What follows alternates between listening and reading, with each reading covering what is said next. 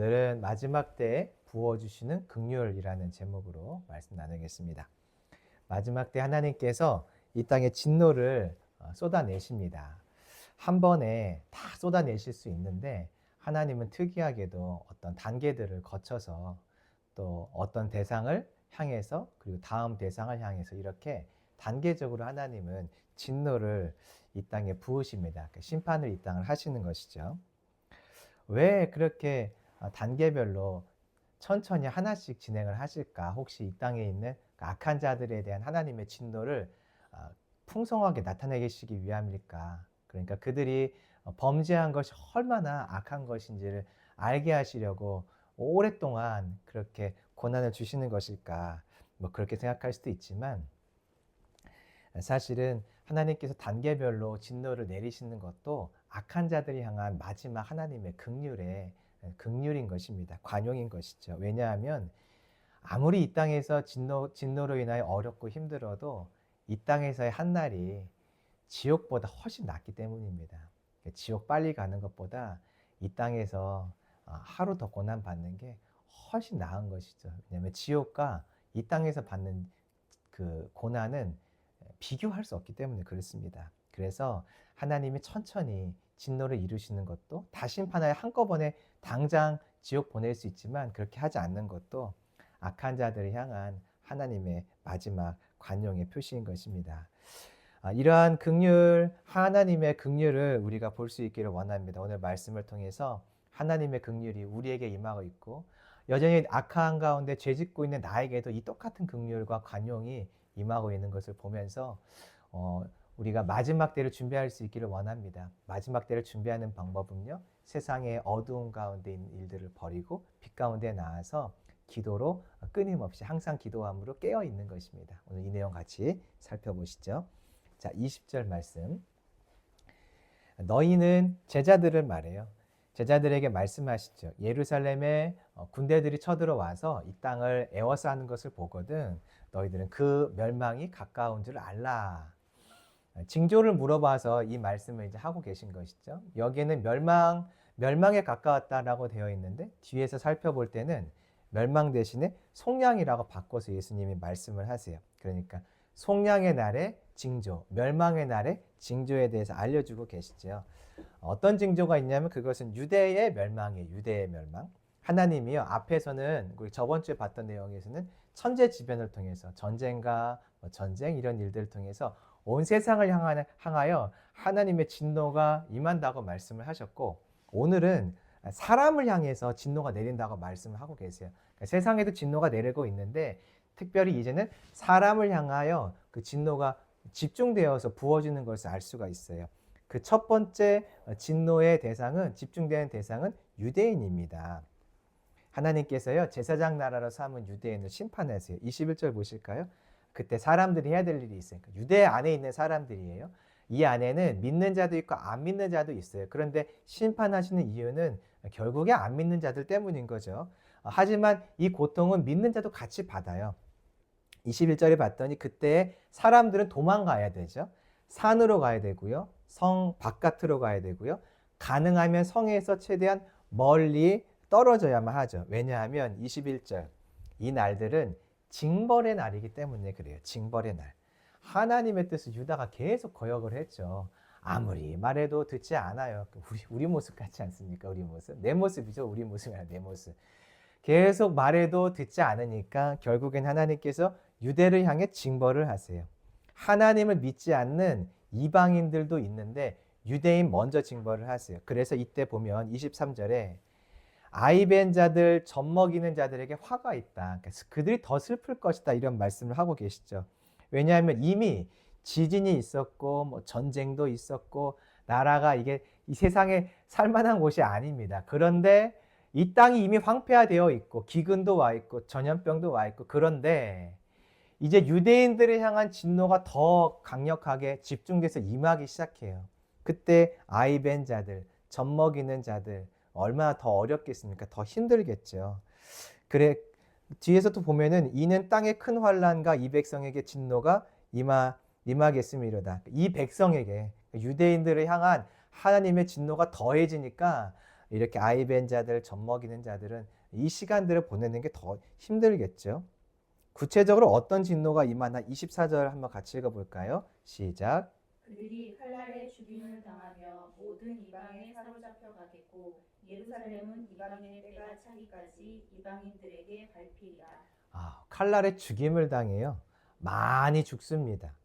그 중에 살아남은 자는요, 이방에 끌려가요. 끌려가지 않거나 이 땅에 살아남았거나 한 사람들은, 아니면 끌려갔지만 살아있는 사람들은 다 숨죽이며 살아야 됩니다. 숨죽이며 조용히 살아야 되죠. 산에 숨든지 아니면 있는 듯 없는 듯 그렇게 살아야만 합니다. 이방인들에게 짓밟혀 있기 때문에 그래요. 이방인들에게 계속 짓밟히고 있기 때문에 그렇죠. 그러니까 하나님의 거절한 유다를 향한 하나님의 진노의 모습이래요. 유대인들이 향한 주님의 진노가 이제 이렇게 진행이 됐습니다. 그러면 끝났는가? 아니에요. 다음 단계가 있어요. 다음 단계.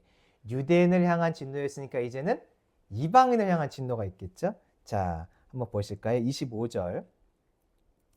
1월 성신에는 징조가 있겠고 땅에서는 민족들이, 그러니까 1월 성신은 해달 별에 대한 이야기예요. 뭐 어떤 해석은 이것을 통치자들과 관련된 일로, 통치자들이 같이 이렇게 서로 싸우거나 무너지거나 뭐 이런 일들로 또 해석을 하기도 합니다. 어쨌든 여기 봤을 때 해달별의 징조가 있어요. 뭔가 떨어지거나 해달별에 문제가 생겨서 이 세상에 생각하지 못했던 어떤 천재지변들이 일어나는 것이죠. 있겠고, 땅에서는 민족들이, 이 민족들이 할 때는 이방인들을 말해요. 앞에서의 민족은, 백성들은 이스라엘을 말하고 유대인들을 말하고, 여기서의 민족들은 이방인들을 말합니다.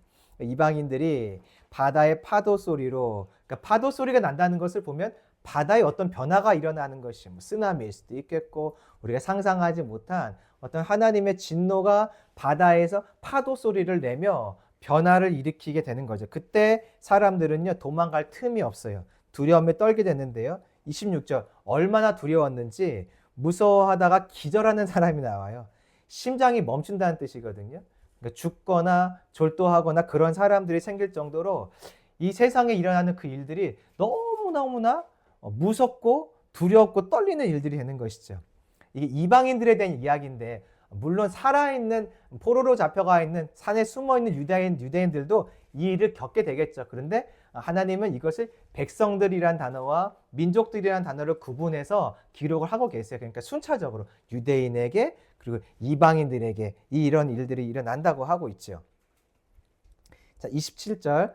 그때 바로 주님이 이 땅에 오십니다. 그러니까 이방인들도 심판을 받고 유대인들도 심판을 받게 됐을 때, 그때 안 믿는 자들에 대한 심판을 말하죠. 그때 드디어 주님이 이 땅에 심판주로 오시죠. 여기서 질문 하나만 좀 해볼게요. 하나님께서는 유대인과 이방인을, 불신자들을 한 번에 다 심판하실 수 있을까요? 없을까요? 한 번에 심판하실 수 있으세요. 그럼 또요, 우리가 저번 주에 보았던 내용에는 이 땅에 일어난 어떤 천재지변, 전쟁 이런 일들이었고, 오늘 보는 내용은 사람에게 집중된 하나님의 진노거든요. 그 하나님은 사람을 향한 진노와 그리고 세상 전체를 향하신 이 진노를 한꺼번에 다 이루실 수 있나요? 없나요? 당연히 이루실 수 있어요. 그런데 오늘 내용을 봤더니 이게 어떤 단계가 있고 어떤 순차가 있어서 하나하나 하나님의 진노가 이루어진다는 것을 볼 수가 있어요. 계시록을 보면 7년 대환란 환란 중에서 3년 반이 지나면 유대인들을 향한 하나님의 진노가 임하고, 그리고 우리가 알고 있는 그 재앙들 있잖아요. 그리고 나팔, 대접재앙. 대접재앙에서는 누구를 향해서 계속 하나님이 진노하시냐면 안 믿는 자들, 안 믿는 이 땅에서 하나님을 대항하는 자들을 향해서만 계속 하나님의 징계와 진노가 임하는 것을 표현하고 있어요. 그러니까 믿는 자들에 대한 어떤 일들, 징조들이 있고, 그들이 핍박받는 일들이 있고, 안 믿은 유대인들에 대한 하나님의 심판이 있고, 그리고 이제 안 믿는 이방인들에 대한 하나님의 심판이 이렇게 순차적으로 나온다는 거예요. 왜 그렇게 하실까? 하나님이 그 화난 마음을 조금씩 풀어내고 계신가? 마치 사람을 이렇게 말려 죽이듯이, 너무 고통스럽게 말려 죽이듯이 그렇게 주님이 하나하나 풀어내고 계실까? 이런 생각을 처음에는 했어요. 그러다가 하나님이 왜 이렇게 하실까 할 때 이 말씀 한 구절이 떠올랐습니다. 자, 로마서 9장 22절이에요. 한번 제가 읽어볼 테니까 들어보세요. 만일 하나님이 그의 진노를 보이시고 그의 능력을 알게 하고자 하사 멸하기로 준비된 진노의 그릇을 오래 참으심으로 관용하시고, 여기 봤더니 멸하기로 준비된 자들에게 주님이 오래 참으시고 관용하신다고 되어 있어요. 멸하기로 준비됐다는 뜻은 지옥 강하라는 뜻이 있어요. 그러니까 지옥으로 내려간다는 뜻이 있어요. 멸하기로 준비된 자들은 지옥 간다, 지옥 갈 자들이다, 심판받기로 결정됐다, 그런 뜻이에요. 그런데 그런 자들을 향해서 주님이 오래 참고 관대하게 대한다, 이렇게 말씀을 하고 계세요. 일곱 나팔, 일곱 대접이니까 총 21대한계가 있다고 표현할 수 있겠죠. 뭐 이게 한꺼번에 다 이렇게 순차적인 것일 수도 있고 뭐 시간 순서일 수도 있지만 어쨌든 21단계의 내용이 성경에 나와요.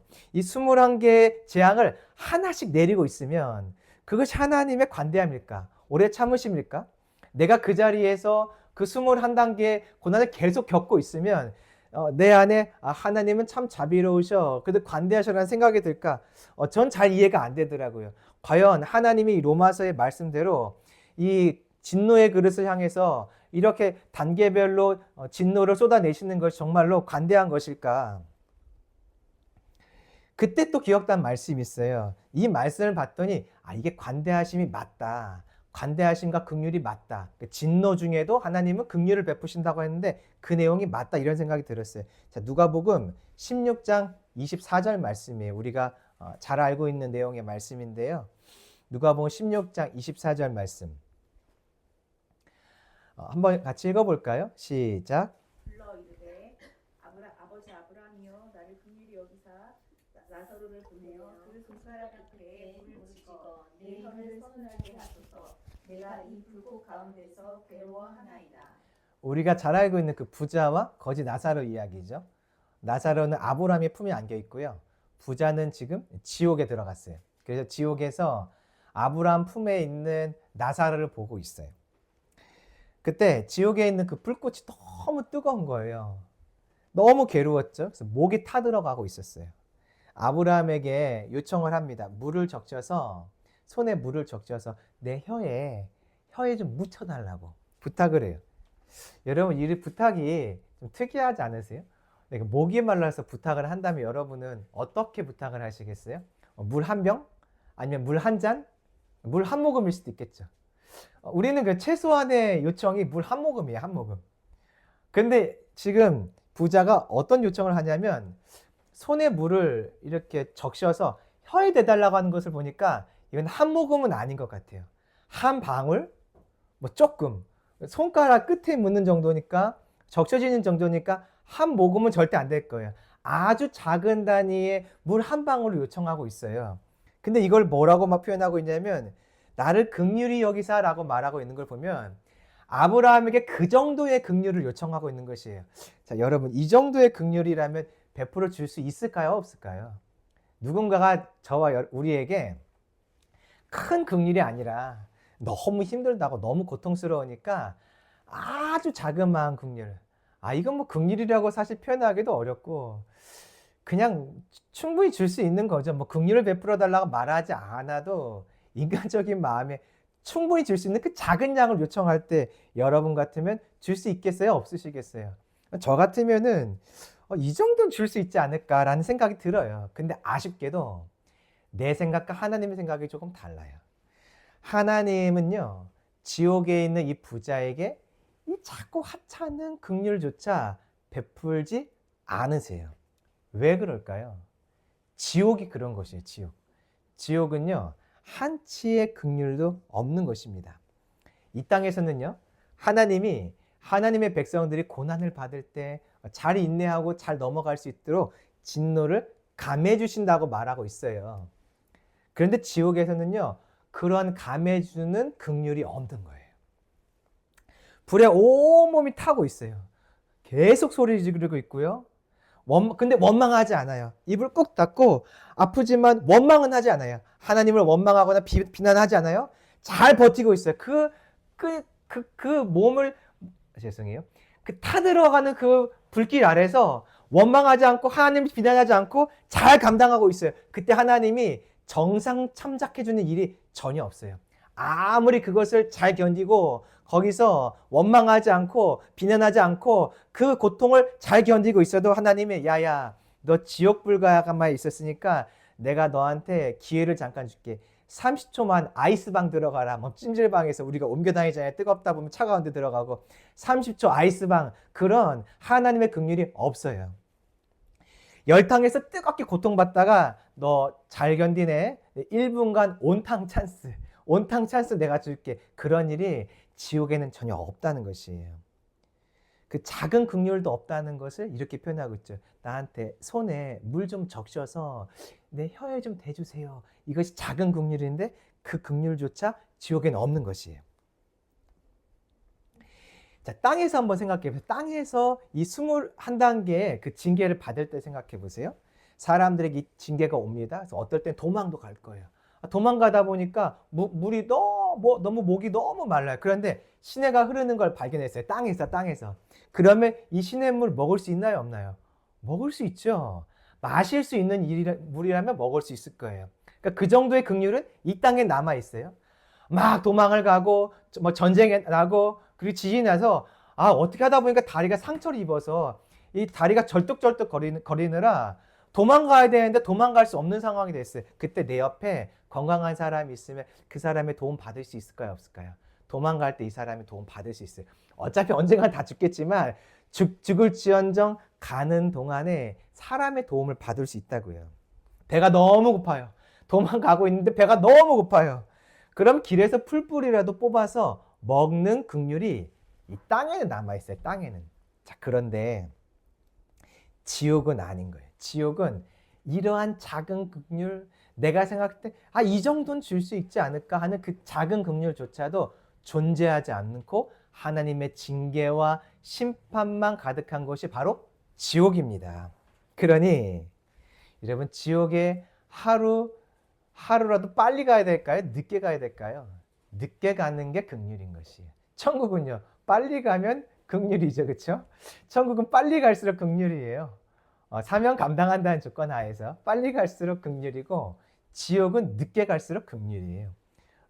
물론 지옥에서의 시간과 이 땅에서의 시간, 영원과 이 땅에서의 24시간 이렇게 비교하는 게 조금 합당하진 않지만 그래도 좀 쉽게 생각할 때 지옥에는 하루라도 늦게 가는 것이 하나님의 긍휼이고 간대함인 것이에요. 근데 성경을 봤더니요, 이 하나님의 관대하심이 어디까지 임하냐면은 하나님을 대항하려고 모이는 사람들이 있는 것을 알 때까지예요. 하나님이요, 그 대접 재앙을 보면은 6번째 대접 재앙이 일어나고 이제 이 악한 자들이 모여서 하나님을 대항하기로 군대를 결성합니다. 군대를 결성하고 마지막 7 대접 재앙이 내리는 거예요. 그러면서 이제 예수님 오시는 거거든요. 그것을 계시록에 봤더니 나와 있어요. 그러니까 하나님께서 이 땅에 있는 사람들이 마지막에 이 많은 진노를 받으면서도 결국에 하나님께 대항하고자 전쟁을 하고자 군대를 모아서 하나님 앞에 대항하고자 모이는 것을 다 알고 계세요. 그런데 그때까지도 이 사람들을 지옥 보내지 않고 계신 것이에요. 그때까지도 한 단계 한 단계의 재앙이 내려질 뿐인 것이에요. 물론 이제 다 이렇게 모여서 마지막 전쟁을 치르려고 하는 그 순간 7째 대접이 부어지고 이 사람은 다 끝나는 이제 순간이 마지막에 오게 되죠. 그때까지도 하나님은 진노의 그릇, 즉 지옥에 이미 들어가기로 결정된 자들도 당장 보내지 않고 기다리고 계세요. 그러니 하나님이 이미 다 알고 계신데도 이들을 당장 보내지 않고 놔두시는 것은 이들에게 베푸시는 마지막 관용인 것이에요. 하나님이요, 악한 자들에 대항할 것을 아시면서도 놔두세요. 저 같으면 이렇게 안 할 것 같아요. 게임을 하는데 상대방이 무슨 전략을 쓸지 딱 알게 돼요. 그래 여러분 어떻게 하시겠어요? 그냥 봐주나요? 당장 가서 막아내겠죠. 장기를 둘 때는 성을 잘 보호해야 돼요. 성을 잘 방비해야 됩니다. 저기 공격을 하고 있어요. 그럼 어떻게 해야 돼요? 공격을 하는데 딱 보니까 이 공격은 이렇게 올 것 같아. 그럼 어떻게 해야 돼요? 미리 가서 막아야겠죠. 미리 방어해야 되겠죠. 저 같으면 그렇게 할 것 같아요. 그래서 방어해서 바로 공격해가지고 성을 정복하고 이길 것 같아요. 그런데 주님은요, 그런 것들을 다 알고 계신데 모른 척 기다려 주신다는 것이에요. 이것이 하나님의 관용이에요. 긍휼이 언제도 베풀어지고 있냐면 마지막 심판 이르는 그 마지막 순간까지 진노의 그릇을 향해서 주님은 긍휼을 베풀고 계신 것이죠. 자, 이게 악한 자들 향한 긍휼인데요. 잘 생각해 보세요. 이 긍휼이 사실은 저와 여러분에게 지금도 임하고 있어요. 제가 이제 이 내용을 이렇게 살펴볼 때 기억났던 순간이 있어요. 어떤 순간이냐면 하나님 앞에서 제가 회개할 때, 회개를 할 때 깜짝 놀라요. 뭐냐면 내가 이렇게 많은 죄를 졌지. 그때 그 일이 있을 때 정말 다양한 죄를 다양하게 많이 졌구나. 근데 회개하는 그 날까지 회개를 안 했던 거니까 죄가 쌓여 있는 상태잖아요. 나도 알고 있는 그 죄를 하나님은 아실까요? 모르실까요? 다 아시죠. 하나님 앞에서 다 드러났어요. 근데 회개할 때 깜짝 놀라요. 이야, 하나님이 이렇게 많은 죄를 다 알고 계시는데도 징계를 안 하고 기다리셨네. 어떨 때는요, 한 번에 강력하게 징계하실 수 있는데 잘 보면 하나님이 조금 이렇게 진노를 나타내시면서 야, 너 얼른 회개해라. 내가 다 알고 있다. 이런 것들을 우리한테 보여주시거든요. 회개하다 보면 이것들이 보여요. 그때 깜짝 놀라요. 하루만 늦었어도 큰일 날 뻔했다. 야, 하루만 늦었어도 이거 정말 큰일 날 뻔했다 하는 그런 생각이 듭니다. 회개하다 보니까 그 생각이 들더라고요. 이 악한 자들을 향한 하나님의 단계적 심판, 즉 진노 가운데도 관용을 베푸시는 이 관용이요, 그들만을 향한 관용이 아니라 지금 예수 믿고 있는 나와 저와 여러분들을 향한 하나님의 똑같은 관용으로 베풀어지고 있는 것이에요. 차이가 있다면 우리는 이제 돌아오라고 하는 관용인 것이고, 또 저들은 어차피 겨울 다 지옥 갈 인생인데 하나님의 불쌍히 여기심이 마지막까지 작동되는 그 차이가 있겠지만, 어쨌든 우리도 죄가 다 드러났는데 그럼에도 불구하고 주님이 여전히 우리를 참고 계신 것이죠. 그래서 여러분, 이 말씀을 보면서 우리가 이 하나님의 그 성품을 회복하기를 간구했으면 좋겠습니다. 진노 중에도 참으시는 그 하나님의 성품이 내 것이 되었으면 좋겠어요. 우리의 것이 되었으면 좋겠어요. 그래서 내 안에는 결국 예수님의 모습이, 하나님의 모습만 남고 내 이 성정, 내 안에 있는 이 어두움들은 보이지 않았으면 좋겠습니다. 자, 이제 예수님께서 그런 하나님의 긍휼을 보면서 믿는 자들이 이제 마지막에 어떻게 준비할지를 얘기하세요. 이제 믿는 자들이 어떻게 준비할지에 대한 이야기예요. 28절 한번 읽어보겠습니다. 시작. 이런 일이 되기를 시작하거든 일어나 머리를 들라 너희 생명이 가까우니라 하시더라. 하나님께서 우리의 머리를 들게 하신 때가 있는데 그때는 속량의 때라고 말하죠. 믿음의 사람들이 징계는 자기들을 향한 징계는 아니겠지만 이 땅을 향한 하나님의 진노하심 앞에서 그들이 같이 인내하는 일들이 생겨요. 같이 어려움을 겪어야 되고요. 또 핍박도 받으니까 그 어려움들 속에서 인내하는 일들이 있었죠. 그때 하나님이 이제는 야야 고개 들어라. 오늘 우리가 찬양할 때 문들아 머리 들어라 그런 찬양이 있었잖아요. 왕이 들어오실 때 문들은 머리를 들고 왕을 맞이할 준비를 하는데 우리도 이제 머리를 들게 하시는 그런 날이 이제 오는 거죠.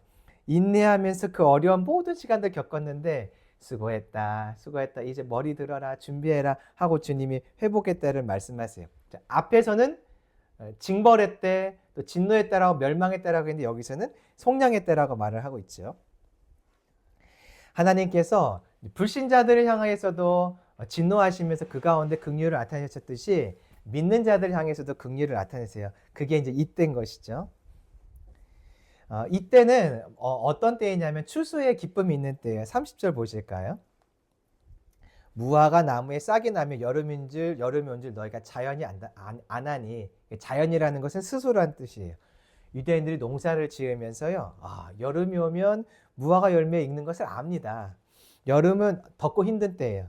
그런데 이때 무화과 열매가요. 그 뜨거운 태양 아래 있어야만 마지막 이제 결실이 돼요. 그래서 우리가 먹는 수박도 해가 아주 뜨거워야 달고 맛있고 큰 수박이 되잖아요. 근데 그때 농부는 뭘 해야 될까요? 농부는 아유 너무 뜨겁다. 왜 이렇게 덥냐? 그러면서 원두막 아래 쉬고 있어야 되나요? 아니에요. 태양이 아주 뜨거운 그 여름, 태양이 내리쬐는 그 여름에 농부는 마지막 일을 해야 돼요. 마지막 무화과 나무가 열매를 잘 맺을 수 있도록 마지막 일을 해야 돼요. 우리나라에서도 이제 수박 막 열릴 때 마지막 그 열매들을 맺을 때 농부들은 그 뜨거운 태양 아래에서 반드시 일을 해야만 해요. 추수의 때에 기쁨이 있는 것을 기억하면서 일을 해야만 해요. 31절 말씀하시죠. 너희들이 그 뜨거운 태양 아래서 일할 때 그 여름이 오면 하나님의 나라가 가까이 온 줄을 알라. 그러니까 주님은 지금요. 이제 이 마지막 그 심판의 진노가 이 땅에 임하는 그 순간들을 보면서 그 진노의 하나님의 징계들을 보면서 그 징조들을 보면서 추수의 때를 기억하라고 하세요. 두려워하는 것이 아니라 열매 맺는 그 즐거움. 또 주님 품에서는 주님 편에서는 내가 열매가 되는 것이고 나의 편에서는 내가 온전한 열매가 되어서 주님께 드려지는 순간이 되는 거죠. 그러니까 그것을 기억하라는 것이에요.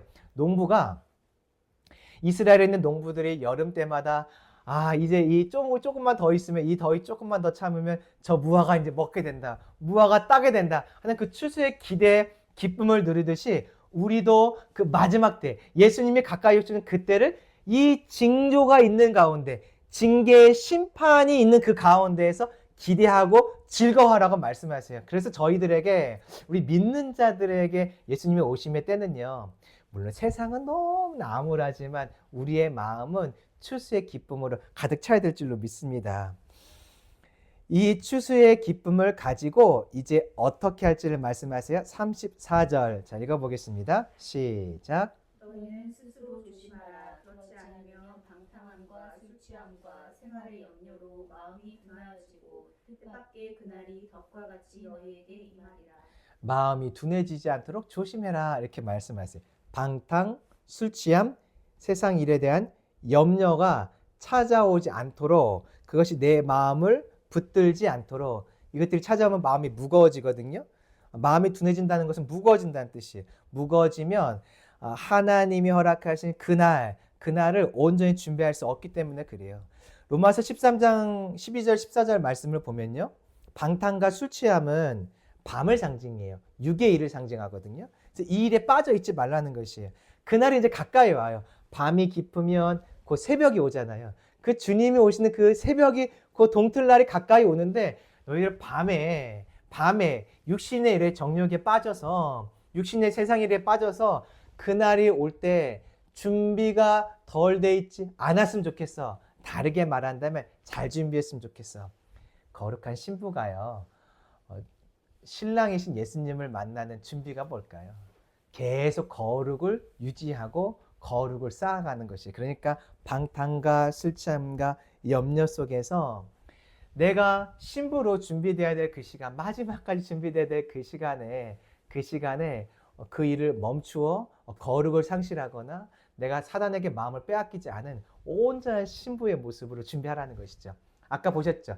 여름철이라고 했어요. 이때가 여름철. 그러니까 주님이 이제 가까이 오신다고 우리가 사인을 받게 되면 어떤 마음이 들겠어요?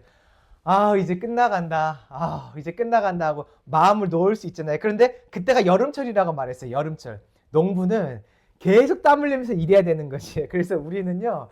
예수님 오시는 그 마지막 날까지 어쩔 수 없는 운명인데 계속해서 거룩을 추구하고 찾으면서 마음을 놓지 말고 계속해서 주님을 기다리면서 어떤 수고와 인내가 필요한 것이에요. 군대에서는요. 전역할 때쯤 되면 병장 건드리지도 않습니다. 근데 병장도 마음을 놔요. 이제 더 이상 어떤 명령이 와도 일도 안 하고 저기 혼자 숨어 있다 점심 먹을 때 나오고 뭐 그래요. 직장에서도 그렇잖아요. 직장에서도 이제 뭐 며칠 있다 퇴사한다 하면 인수인계 해야 되는 어떤 일들이 있지 않는 한 적당히 하다가 적당히 쉬다가 눈치 보면서 하다가 적당히 일 마치고 나오잖아요. 근데 우리 예수님 믿는 사람은 그 적당히가 안 되는 것이에요.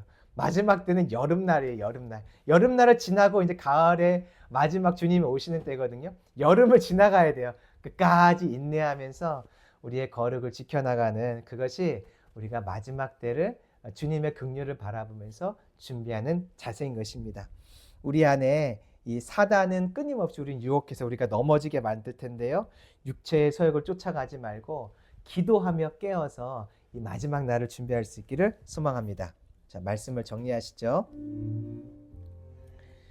우리 하나님이요 진짜 좋은 분이세요. 진짜 좋은 분 맞죠? 진노 중에도 긍휼을 베푸신다는 그 말씀 하시잖아요. 물론 이것은 이제 악한 자들이 돌아올 때까지 기다리신다는 표현도 돼요.